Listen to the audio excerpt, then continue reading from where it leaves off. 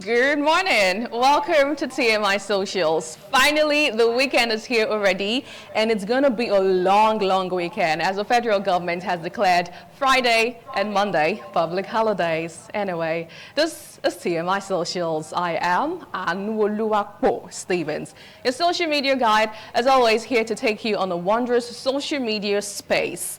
Now this morning, we'll kickstart by letting you know that the 17 military personnel killed in Okuama community in Delta State on March 14th, 2024 were buried at the National Military Cemetery in Abuja. Now this happened yesterday. Now their burial were attended by President Bola Tinubu, the Chief of Defense Staff, General Christopher Musa, Chief of Army Staff, Lieutenant General Taoreed Lagbaja, Chief of Air Staff, Air Marshal Hassan Abubakar, and Chief of Naval Staff, Vice Admiral Emmanuel Ogalla, amongst others. The 17 personnel, including the commanding officer of 181 Amphibious Battalion, 2 majors, 1 captain, and 12 personnel of the battalion were buried at 6 p.m. after funeral rites. Now let's go down to Abuja, where it all happened yesterday.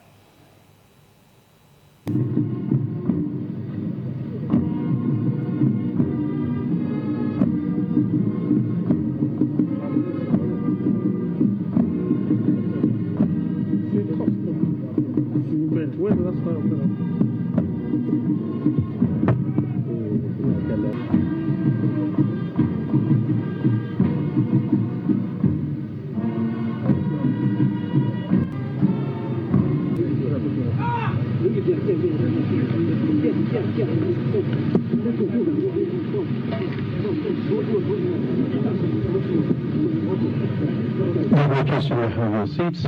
Thank you.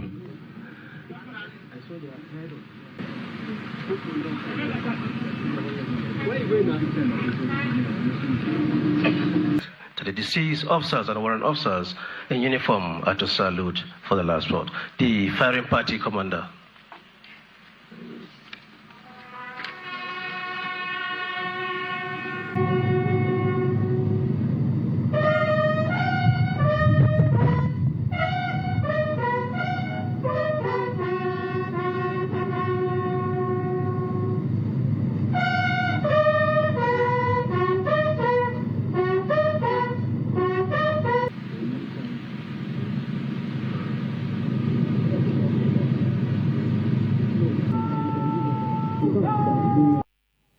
May your soul rest in perfect peace. Amen. How did you react to this? Let's see. Rashid of Niger says, let's forget about or put regions, be it north, south, west, east, or whatsoever, tribe or ethnic groups or religion to the side.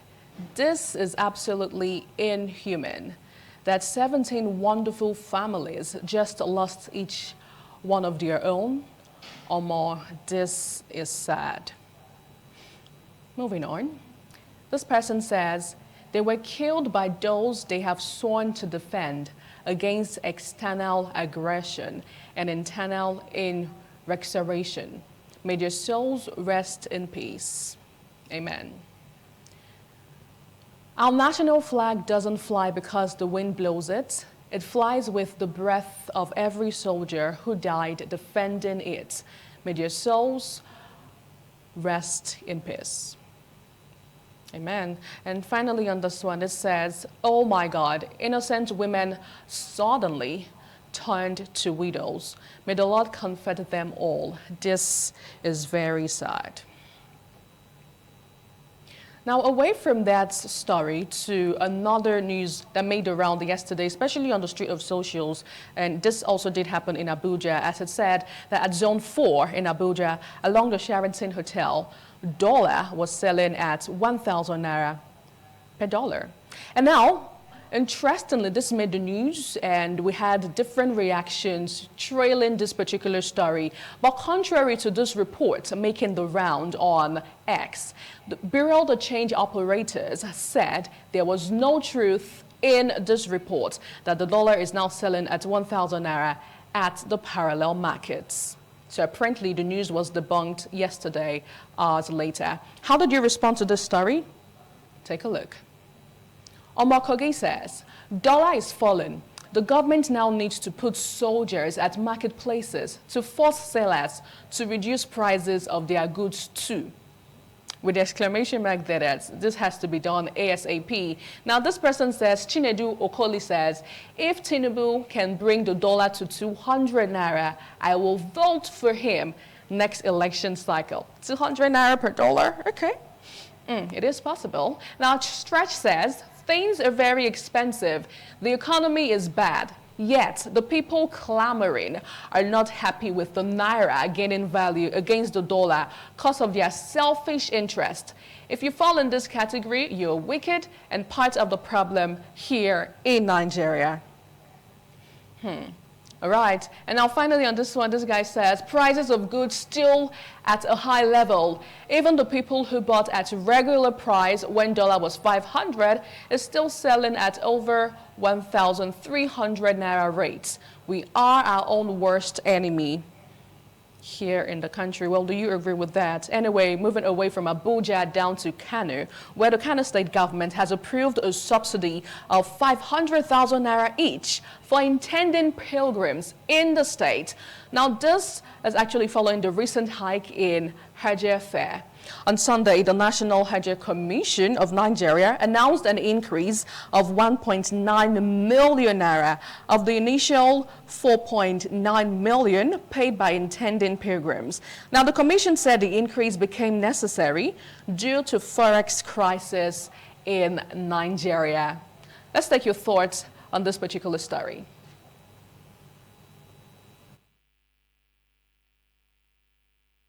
And now, mind you, Ramadan is still on, and it's still the holy week for Christians and also Muslims as well. Now, moving over to the reaction, I remember seeing a particular guy saying, Christian, it's none of your business. All right, so there it is. Tiz Levin says, dear Christians, why are you always insinuating negativity on the Muslim society? This was sourced from their state revenue, not yours. To the best of his knowledge, he presumes the people he governs will appreciate this effort. Yes, there is a lot that needs to be tackled, but the people of Kano State are moved by this act. Another reaction on this story still, Idam Beta says, subsidize healthcare, education, and other things, not religion. Now, well, religion is personal, not a job of public funds should be used for it.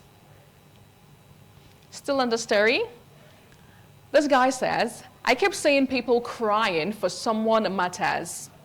It is Kano State, not your state. And we are proud for this move by a humble governor. Nothing better than our religion. Just leave us alone in peace. And of course, not in pieces. I think that's all we have on this. Okay, now with this one, we get to wrap up the story and move over to another. And this guy says, I don't understand why some people are feeling bad about this. It is strictly Kano State matter and not yours. So basically, all they are saying is that you should, you know what, just mind your business and let Kano State's governor do his thing to what he feels that, you know, will be beneficial to the people of the state. Now, moving over, in a viral interview, the CEO of Airpeace says, and I quote, nobody, or rather anybody earning 200K monthly in Nigeria is better than someone that is earning $2,000 in the UK or the USA. I feel like I say this again. He says that anybody earning 200K monthly in Nigeria is better than someone earning $2,000 in the UK or in the USA. Let's see the interview and take your reaction. Certain things, because it's even the food inflation we're having. Many of these are artificial. Everything is dollar. The dollar has become the. I support what Mr. Cardoso said. Mr. Cardoso once said that the central bank governor, he said that this whole thing is artificial. And even the vice president even said that they were saboteurs. Yes, sabotage. That the naira has more value than is being projected through the dollar. I believe it in total. Go to London. If you earn £2,000 a month in London, you're a pauper. What the £2,000 can afford in London is like 2,000 naira. Because a Nigerian will sit down here and calculate it, 2,000 naira to a pound. That guy is earning so much, 4 million. The person inside the economy, the person earning 200,000 naira in Nigeria is better. It's better. You might have a maid, you might have a driver, and No. Not everyone would agree with you. Not 200,000. No. It depends on the cost of the maid. You can't have a maid. Depends on the cost of the maid. no, That kind of maids. All maids are not created equal. So what that says is, if you are earning 200K right now in Nigeria, you're the boss and the big man. Anyway, let's get your thoughts on socials. This guy says, imagine earning 200K. You have a wife and children, an aged parent. How will you support your immediate family and parents? How can you then have a maid and a driver with 200K? All right. Moving over to another reaction on the story still. Mr. Class 1 says, this man just the yarn dust. And 200K in Nigeria, better than $2,000 in the UK. Impossible. How can 200K salary get you a maid and a driver when a bag of rice is 80K? He even said 2,000 euro is like 2,000 naira. Excuse me, is this a skit or I didn't hear him well? Well, you heard him loud and clear. Mr. Class. Another reaction still, this guy says, only a few will understand him. Unfortunately, this is not for the person who hasn't left Nigeria. So if you've not traveled out of the country, you might not get this guy very well. You need to travel to understand him. Another reaction still on this beat. Is that all we have? Okay, now finally this guy says, could be true. Heard in the UK that bills they finished their hard work. I may be wrong, but so it is rumored. And CJ says, on top 200K, you will have a maid and a driver. Wealthy people are very disconnected from the realities on ground. Okay. Now finally, for TMI Socials today, to usher you, into the Holy Week, even though it has already started, a viral video of Pastor Chris Oyakhilome was on over the week. As he said, we have raised more than 50 people from the dead in the last 1 year. Take a listen. In the last 1 year, we've had more than 50 people raised from the dead. More than 50 people raised from the dead within the last 1 year. More than 50 people. How do you explain such things? Both old and young. How do you explain them? In various countries, how can you explain? What will you use to explain them? Including the ones that happen inside the hospital to the amazement of doctors and nurses. How do you explain?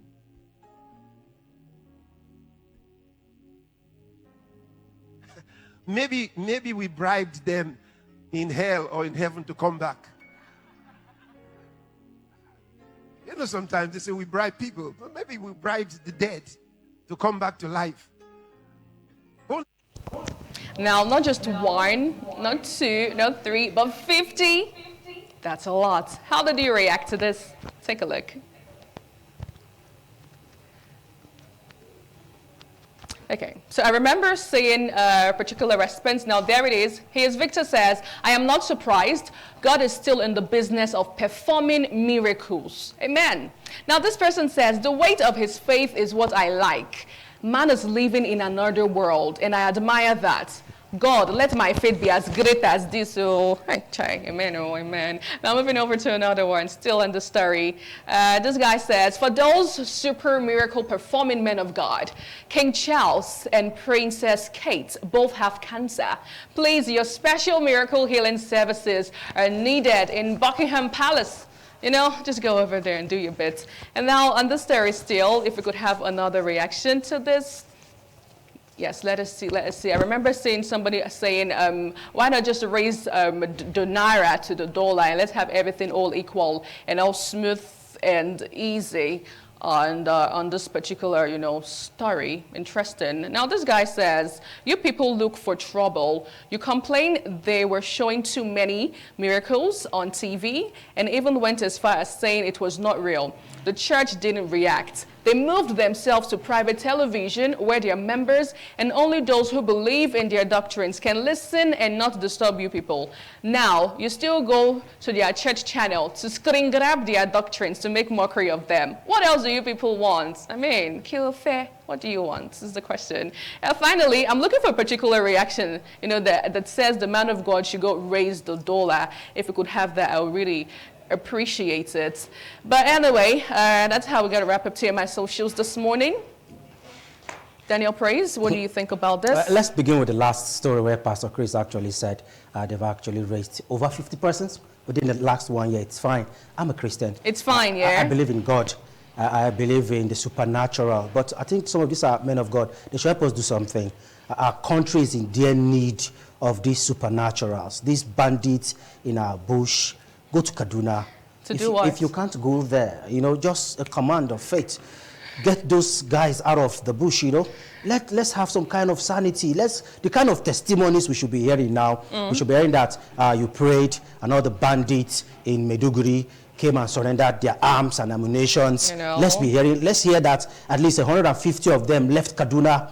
Those ones in Okuama that killed our military men, they just came to surrender themselves to the military and, of course, to the authorities. Let's hear some of those testimonies. Then we can try to strike a balance. But it's good. Like I said, I believe in miracles so that you will not start seeing me like no, I don't even see you as anything, the way you are looking at me, I don't even understand now. But good one, the government has actually said that they were going to see how to support the families of the slain military officers that lost their lives in Okuama. That's a good one. Some widows have to start battling with how to take care of their children and all that, the unborn children. They need care. So the president has actually conferred a post-mortem honor on them. It's a good one.